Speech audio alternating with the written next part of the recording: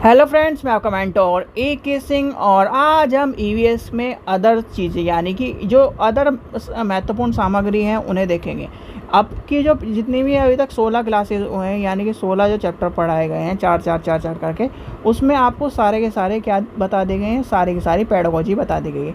17वां chapter आपकी जो ये आप बुक लोगे, अगर आपको बुक लेनी है तो लिंक डिस्क्रिप्शन में दिया गया। 100 रुपये में आपकी ईवीएस के नोट्स और पेडागोजी आपकी कवर हो जाएगी अगर इस बुक से आप पढ़ते हो तो। और आपके 30 में से 30 नंबर तक कोई भी छोड़ नहीं सकता। क्यों? क्योंकि आप के लिए सारे के सारे जितने भी चीज़ें हैं, पेडागोजी और एनसीईआरटी के जो तीसरी चौथी पाँचवीं छठी क्लास है उसके समरी दी गई है जो आते हैं एग्ज़ाम में। ठीक है, तो आज चलते हैं हम महत्वपूर्ण जो सामग्री है जो परीक्षा की दृष्टि से महत्वपूर्ण है उसे देखते हैं। कहीं ना कहीं जो क्वेश्चन पूछे गए और इस तरह के क्वेश्चन आपके जो सीबीटी एग्ज़ाम हुए उनमें भी पूछे गए। तो सबसे पहला आता है परिस्थिति तंत्र शब्द का प्रयोग सर्वप्रथम किसने किया था? तो वो किसने किया था? ए.जी. टेल्सन ने। ठीक है, तो ये गया ए.जी. टेंसले। ठीक है, श्वासन की क्रिया क्या है? अपचारी। तो क्या होगा? अपचायक। ये ज़्यादातर ये वाला क्वेश्चन तो इस यानी कि सीबीटी में पूछा ही गया है, तो आपको पता होना चाहिए, इसका आंसर याद कर लेना। चलिए, किस प्रकार के रंग में प्रकाश संश्लेषण होता है? तो होता है लाल और नीले, यानी कि लाल और नीले रंग में होता है। प्रकाश संश्लेषण की क्रिया में CO तथा H2O का क्रम होता है अपचय या ऑक्सीजन। ये आपको यानी कि ऑक्सीकरण जो होता है आपको पता होना चाहिए। चलिए आगे चलते हैं। और क्या इम्पोर्टेंट है? सभी उपभोक्ताओं यानी कि उपभोक्ताओं में कौन सा गुण पाया जाता है? तो वो है परपोषी गुण। ठीक है, द्वितीय उत्पादक किसे कहते हैं?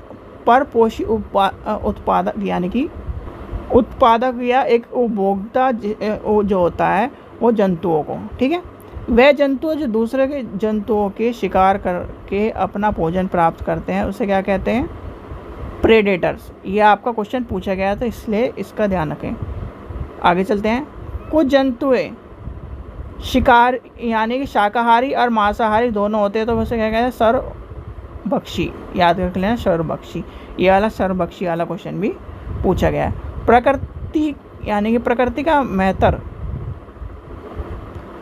मेहतर किसे कहा जाता है? तो वह है अपघटक और कावक। चलिए आगे से। जीवीय अजीवीय घटक के संबंध में कौन सा है? अपघटक। याद कर लेना, अपघटक। आगे चलते हैं।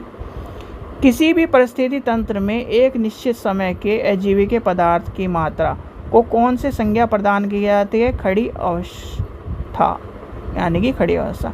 खाद्य श्रृंखला में ऊर्जा का प्रवाह किस दिशा में होता है? तो एक ही दिशा में होता है। ये वाला क्वेश्चन आपसे पूछा गया तो इसलिए ध्यान कर लेना। एक संपूर्ण समुदाय के सभी जीवों के संबंध स्थापित करता है तो है खाद्य जाल यानी कि वेब जाल जो होता है। ऊर्जा का प्रवाह एक ही दिशा में होता है होते हुए भी कई पथों से किसमें गुजरता है? तो है खाद्य जाल में। परिस्थिति विज्ञान में ऊर्जा मापने की इकाई क्या है? ऊष्मा। ये इंपॉर्टेंट क्वेश्चन है और कई बार पूछा गया है तो इसका भी ध्यान करिए। प्राकृतिक एक क्रियात्मक इकाई है परिस्थिति तंत्र। ठीक है, चलिए। परिस्थिति तंत्र के विचारधारा को कार्ल मोलियस और फोर्ड्स ने क्या संज्ञा प्रदान की है? तो ये क्या है? बायोसिनोसिस और माइक्रोकोसिस। ठीक है, चलिए आगे चलते हैं। आगे देखते हैं, दूसरा चैप्टर देखते हैं यानी कि महत्वपूर्ण सामग्री दूसरी देखते हैं। नारियल के वृक्ष में कल्प वृक्ष की संज्ञा दी गई है, तो ये ध्यान कर लेना। ये वाला क्वेश्चन भी सीबीटी एग्जाम में आ चुका है। बांस क्या है? बांस घास। विश्व का सबसे बड़ा पुष्प रेफिलेशिया होता है। सर्वाधिक विशाल वृक्ष शिकागो यानी कि USA सिकोया USA को कहा जाता है। चलिए आगे चलते हैं। बोलेफिया विश्व का सबसे छोटा यानी कि पुष्प है। सिल्कियस लकड़ी का बना यानी कि एक तरह से क्रिकेट बैट को सर्वोत्तम माना जाता है। तो ये आपको पता होना चाहिए, ज़्यादातर कश्मीर में इस तरह की जगह पे पाई जाती है। हॉकी के मुख्य सकता, यानी कि ये आपके जो क्वेश्चन है ये आपके यूपी टेट में ज़्यादातर पूछे जाते हैं, तो इसलिए आपको ये भी ध्यान रखना है। आजकल आपका जो सी टेट का पेपर है वो यूपी टेट में इंपॉर्टेंट है, ये आपका क्वेश्चन इंपॉर्टेंट नहीं है तो आप इसे छोड़ दीजिए। जल कुंड में एक जो, यानी कि ये भी छोड़ दीजिए, ये आपका पूछा नहीं जाएगा। जो क्वेश्चन इंपॉर्टेंट है देखो मैं सी टेट के अकॉर्डिंग ही आपको कराऊंगा, और ये बुक जो है सी टेट यूपी टेट दोनों के अकॉर्डिंग है, तो यानी कि इसमें जो कितने क्वेश्चन हैं सी टेट के अकॉर्डिंग पूरी बुक बनाई गई है, पर जो अदर चीज़ें हैं वो यूपी टेट में भी आपके काम आएंगी। चलिए आगे चलते हैं। ये देखिए ये क्वेश्चन आपके लिए इम्पोर्टेंट है। फूल का रंग क्रोमोप्लास्ट के अंतः संयोग से पर निर्भर करता है, ये क्वेश्चन आपके लिए इम्पोर्टेंट है सी टेट के अकॉर्डिंग। चलिए आगे चलते हैं। इसलिए मैं कह रहा हूँ आपको ये बुक लेने के लिए कि आपके जो जितना भी ईवीएस है, चाहे वो यूपी टेट का हो सी टेट का हो, इसमें जब एनसीईआरटी आप पढ़ोगे बहुत सारी चीज़ें, जैसे यूपी टेट में क्या होता है, यूपी टेट में पूछ लेता है कि ये देश कहाँ पर है, वो देश कहाँ पर है, कौन सा दिवस है, वो भी आपका इम्पोर्टेंट क्वेश्चन है। अब ये उत्तरी गोलार्ध का मुख्य अक्षांश, ये कई बार पूछा गया है। आज के जो अभी भी सी टेट हुए हैं, CDP वाले यानी कि CBT एग्ज़ाम हुए हैं, उसमें कई बार पूछा गया। 23.5 उत्तर कर्क रेखा, 66.5 उत्तर ध्रुवीय व्रत, और 90 यानी कि 90.5 उत्तरी ध्रुव, ये याद कर लेना। दक्षिणी गोलार्ध के मुख्य अक्षांशों की रेखा है, ये आपको पता होनी चाहिए। मकर रेखा है 23.5, दक्षिणी ध्रुव व्रत यानी कि 66.5, और दक्षिणी ध्रुव 19 आपको पता होना चाहिए। चलिए चौथा देखते हैं आज, यानी कि फोर्थ महत्वपूर्ण देखते हैं, इसके बाद का बाद में देखेंगे। ये छोटे छोटे आपको इसलिए कराए जा रहे हैं कि जिससे आपको, अभी तो आपको लग रहा होगा कि आप कुछ तैयारी नहीं हो रही है, हमारी कुछ तैयारी नहीं, तैयारी इसलिए नहीं कराई जा रही कि जिससे आपको पहले एक बार थ्योरी करा दी जाए, और थ्योरी के बाद जब क्वेश्चन की आपकी भरमार होगी, जितने क्वेश्चन कराए जाएंगे तो आपको क्या होगा, एक तरह से पूरा आइडिया लग जाएगा। सर्वाधिक गर्म ग्रह शुक्र, सर्वाधिक ठंडा ग्रह वरुण, ये पूछा जाता है। सबसे बड़ा ग्रह बृहस्पति, सबसे छोटा ग्रह बुध, यानी कि सर्वाधिक डेंसिटी वाला ग्रह कौन सा, पृथ्वी। सूर्य के निकट होता है बुध, यानी कि मरकरी होता है। पृथ्वी के निकटतम ग्रह कौन सा है, पृथ्वी के निकटतम ग्रह कौन सा है, शुक्र। सर्वाधिक चमकने वाला ग्रह शुक्र, और जुड़वा यानी कि जुड़वा बहन किसे कहा जाता है, कोई बता सकता है? पृथ्वी की जुड़वा बहन किसे कहा? नीला ग्रह कौन सा, पृथ्वी। लाल ग्रह मंगल। भोर का तारा शुक्र, शाम का तारा शुक्र, यानी कि भोर का तारा और शाम का तारा, ये क्वेश्चन पूछे गए हैं। सर्वाधिक उपग्रह वाला जो है वो कौन है, बृहस्पति, 68 ग्रह हैं।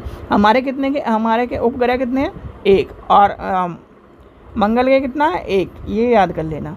चलिए पृथ्वी की यानी कि सूर्य से दूर और इतने, ये आपको पता होना चाहिए वर्ष, ये क्वेश्चन पूछे गए हैं तो इसलिए आपको पता होना चाहिए।